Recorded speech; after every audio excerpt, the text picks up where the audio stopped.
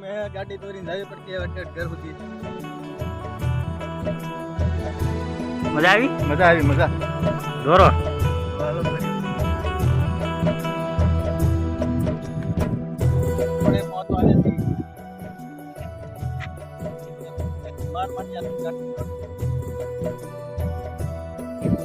તો મજા આવી ગયા.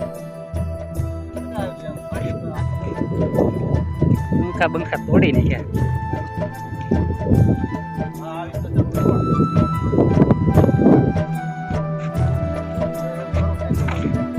કેવું લાગ્યું ગાડી દોરી?